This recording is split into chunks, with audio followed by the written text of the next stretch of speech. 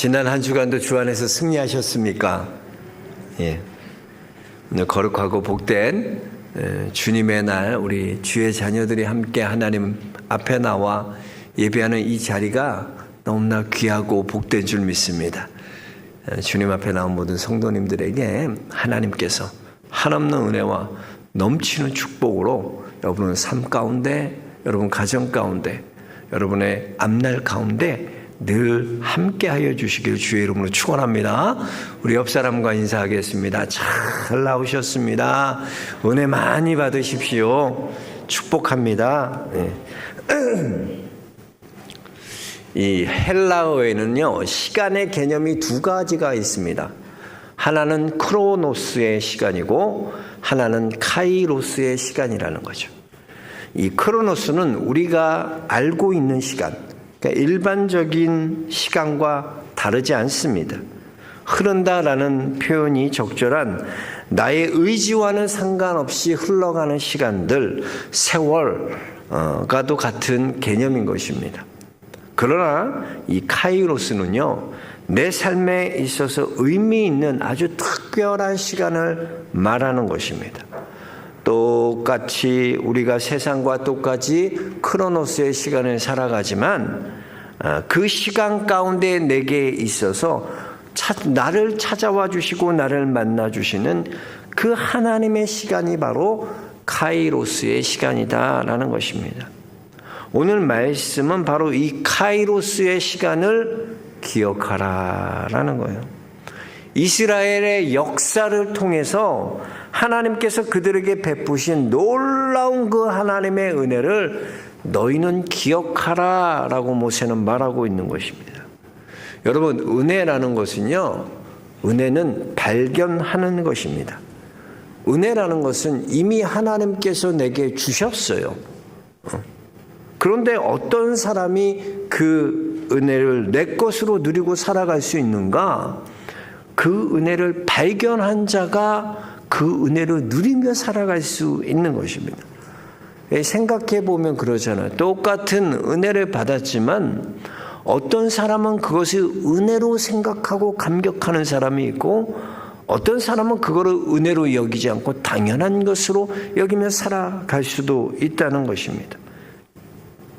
왜 그렇습니까? 은혜는 발견하는 자의 것이기 때문이다. 이스라엘의 역사를 통해 그들이 기억해야 할 것은 이 크로노스의 시간을 통해 역사하신 하나님의 카이로스의 은혜를 그들은 발견하고 바라봐야 한다는 것입니다.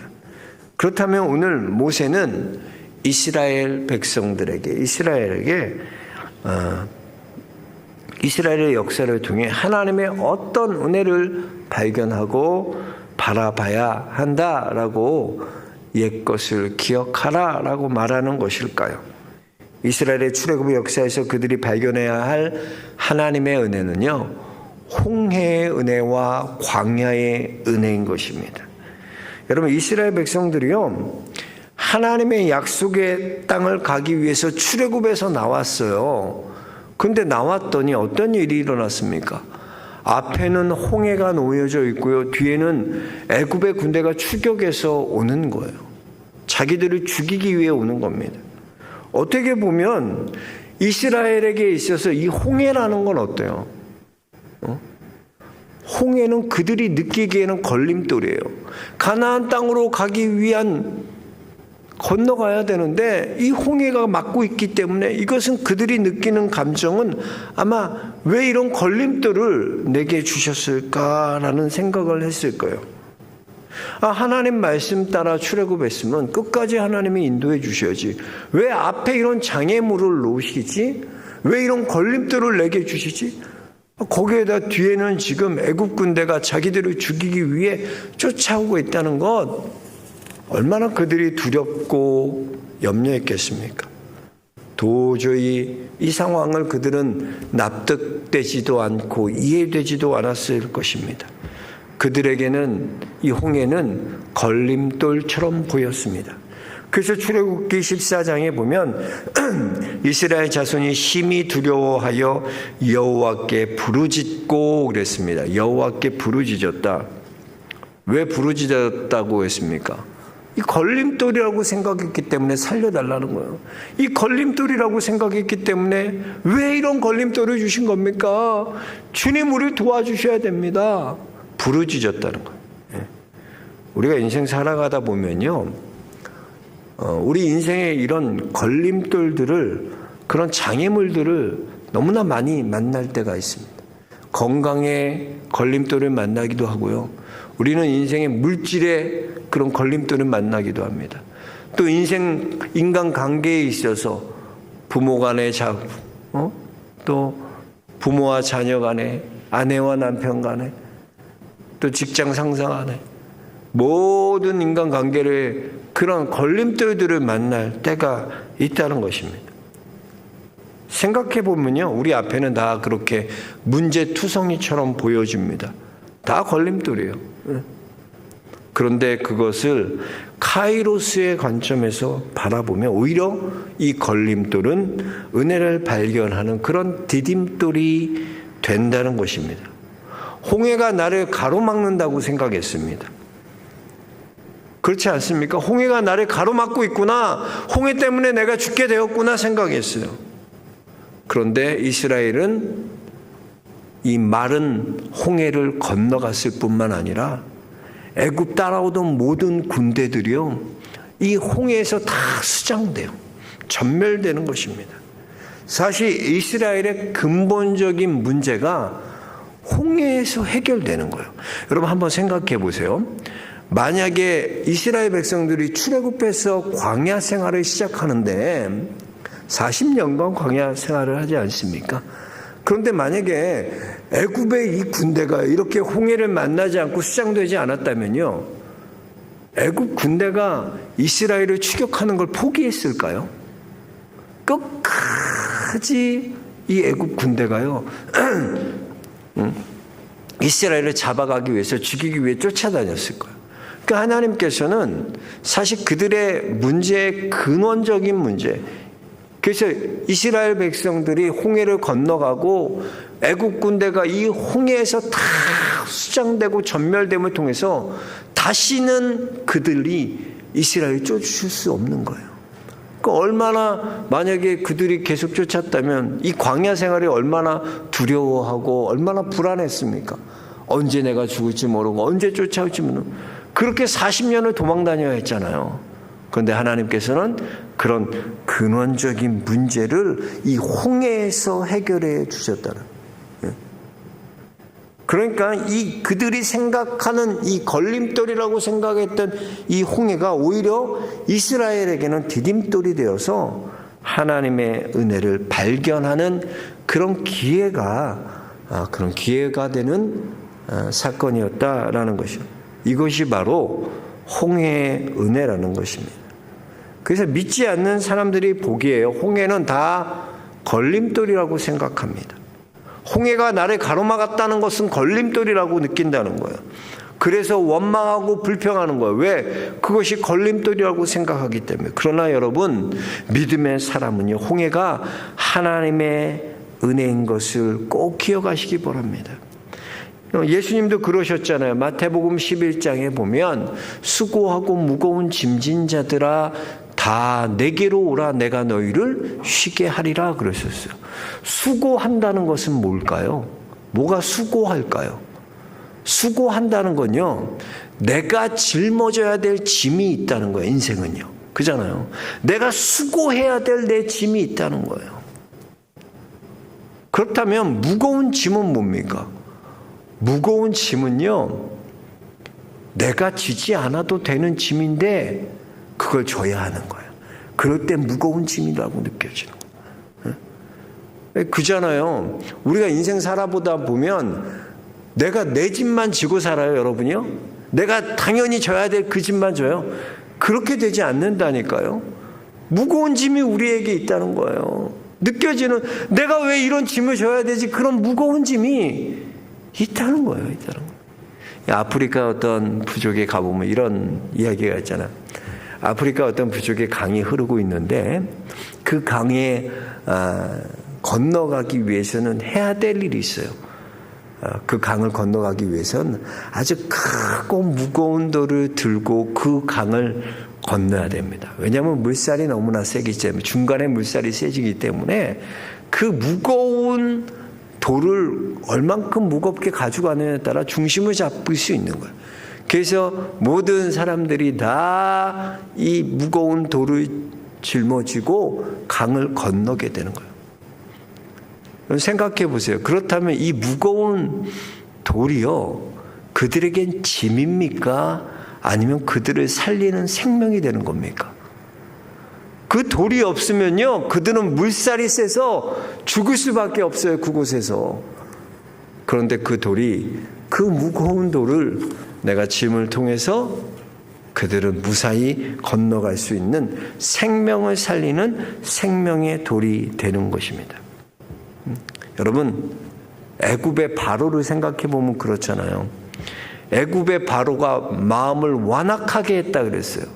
그래서 얼마나 매번 10가지 재앙이나 할 동안 다 말을 바꾸잖아요. 그래, 남자만 가라, 너무 멀리는 가지 마라. 다 말을 바꾸는 거예요. 마음이 완악하게 됐어요. 그럼 이스라엘에게 있어서는 마음을 완악하게 한 이 바로가 걸림돌이 된 겁니까? 아니에요. 걸림돌이라고 말할 수 없어요. 그걸 통해서 10가지 재앙을 하나님께서 애굽에 내리셨어요. 그러니까 애굽에게는 10가지 재앙일지 모르지만 이스라엘에게 뭐가요? 10가지 기적을 경험하게 하셨다는 거예요.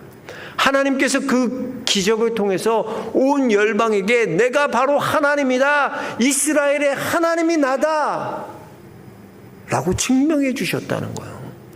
그 바로 마음이 완악한 게 걸림돌이 아니라 하나님의 명예를 증거하는, 하나님의 이름을 높이는 명예가 되는 그런 디딤돌이 되었다는 것입니다. 그렇습니다, 여러분. 내가 만나는 여러 가지 문제들, 그게 나를 어렵게 하고 힘들게 합니까? 그래서 여러분 느끼기에 왜 이런 장애물이, 이런 걸림돌이 내게 있지? 라고 불평하진 않았습니까? 하나님의 은혜로 이 걸림돌이 내게 디딤돌이 되는 그런 홍해의 은혜가 있게 주의 이름으로 축복합니다. 이스라엘에게 있었던 이 홍해의 은혜, 지금 모세는 이것을 기억하라는 것이죠.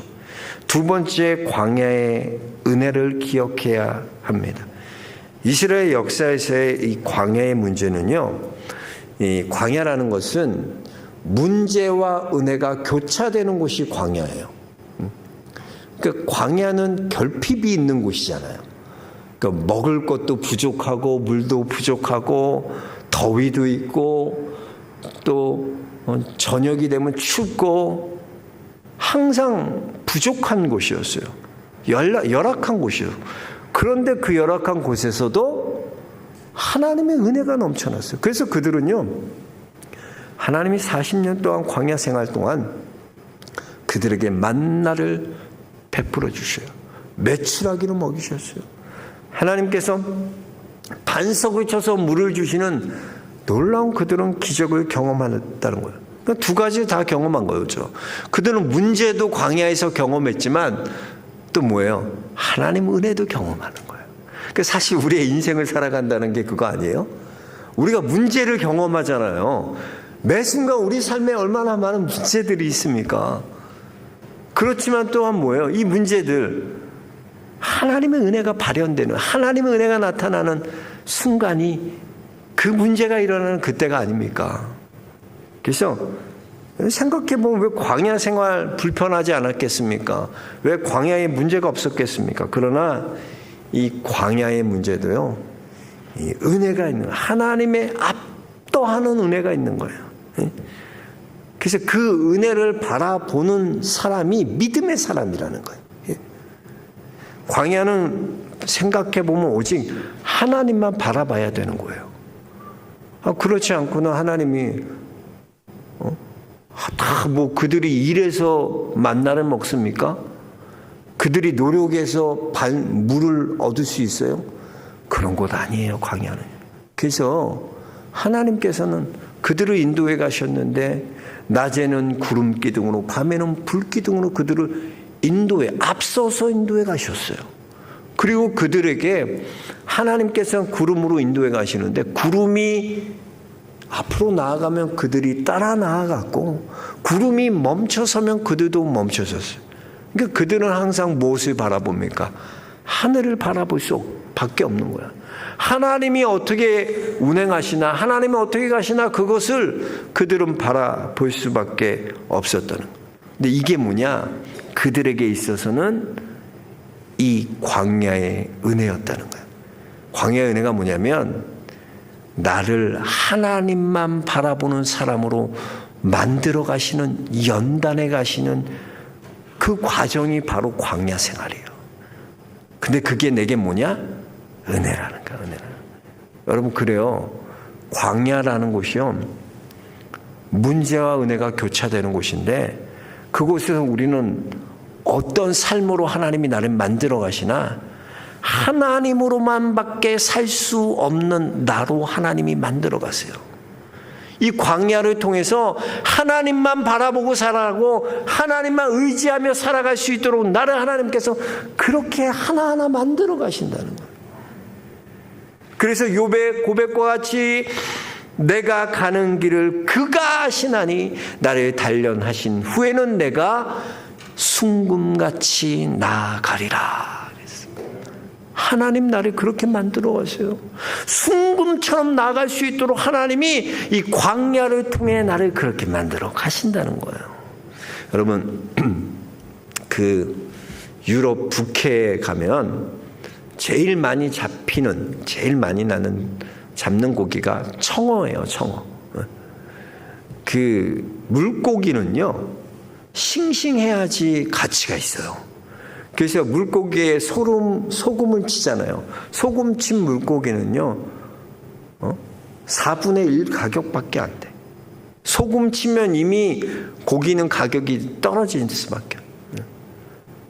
그래서 여러분, 물고기는 싱싱해야지 가치 있는 거예요, 싱싱. 근데 청어라는 게 참 아주 골치 아픈 물고기예요. 청어가요, 승질이 더럽대요. 물고기도 그런 어부들이 얘기하는.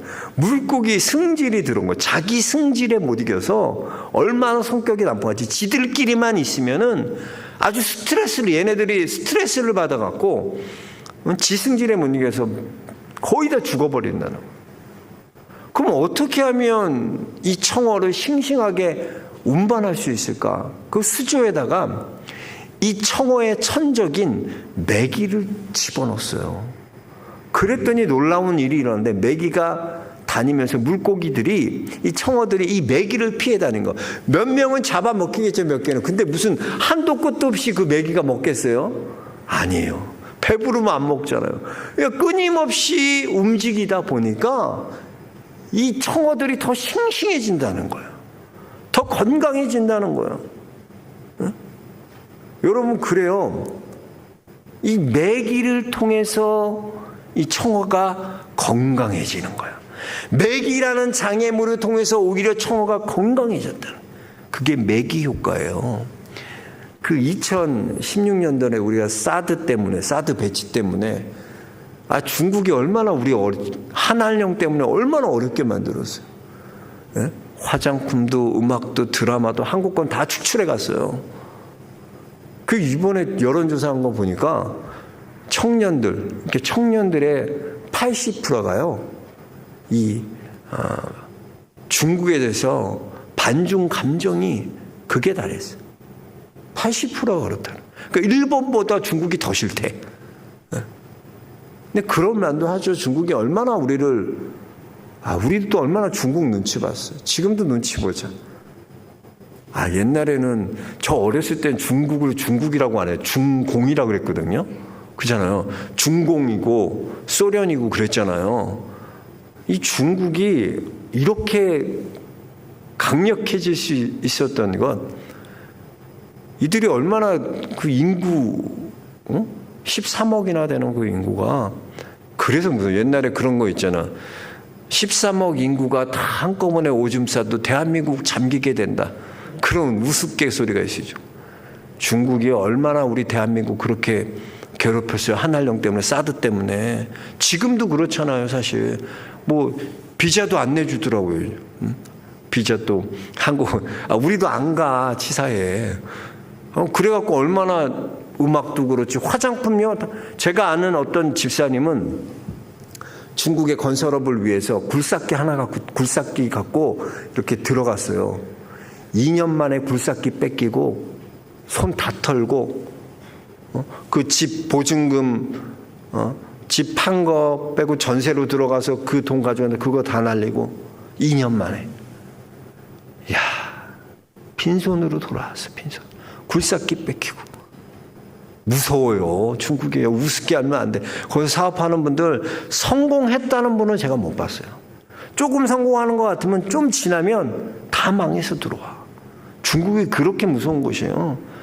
얼마나 힘들게 했어요, 우리나라 2016년. 근데 여러분 생각해 보세요. 그렇게 우리가 중국만 기대하고 중국만 바라보고 거기에다가 투자하고 다 그랬잖아요. 근데 그 길이 딱 막혀버렸어. 근데 여러분, 그 이후에 7년이 지났어요. 얼마나 놀라운 일이 일어났습니까? K컬처가 얼마나 지금 세계적인 위상을 떨치 글로벌하게 변했어요. 얼만큼 우리가 이 한국의 문화와 한국의 이 위상이 올라갔는지 몰라요. 아니, 보세요. 우리 그 드라마 보세요. 기생충부터 시작해서 오징어 게임, 그리고 그 이상한 변호사 뭐 우영우, 더 글로리 그 학폭 나오는 그거 다 한국 드라마, 카지노 뭐 한국 드라마가 지금 다 정상을 휩쓸고 있어요. 모든. 음악도 마찬가지예요. BTS가 우리나라 대한민국 브랜드라니까. BTS가 얼마나 대단합니까? 이 뉴진스, 요즘 걸그룹 그 뉴진스, 얘네들이 얼마나 예쁜지 몰라. 세계적으로 지금 요즘 아주 핫한 애들 다 대한민국이에요. 근데 생각해 보면 중국이라는 이 매기가 우리를 그렇게 괴롭히니까, 다 막아버리니까, 그 매기를 통해서 하나님께서는 세계로 뻗어나가도록 대한민국을 방향을 틀어주신 거예요. 아멘? 그래, 우리가 매기라고 생각하는 거 있어요, 없어요? 우리 인생에서 날 괴롭히고 못 살게 하고 힘들게 하는 사람 있어요, 없어요? 매기 같은 사람 있잖아. 직장에 가도 매기 같은 사람 없을 수가 없어. 교회에 가도 매기 같은 사람 없을 수 없어. 어디 가나 매기 같은 사람이 있어. 근데 매기 같은 중국이 있었기 때문에 오히려 대한민국이 성장했다는 거예요. 여러분, 우리 인생에 매기가 나쁠 거 없어요. 오히려 매기 때문에 내가 은혜를 발견하게 되는 것입니다. 광야가 어떤 사람에게는 고통스러운 곳일 수 있어요. 그런데 또 어떤 사람에게는요, 이 광야가 은혜를 발견하는 장소가 되는 겁니다. 무엇이 문제입니까? 왜 그렇습니까? 맨날 믿음 없는 자처럼 문제만 보기 때문이에요. 광야에서는 은혜를 발견해야 하는데 우리는 맨날 문제만 보고 있어요. 사도행전 11장에 보면 안디옥 교회가, 이방교회 안디옥 교회가 막 예수를 믿고 복음을 믿고 부흥한다는 그런 이야기가 들려요.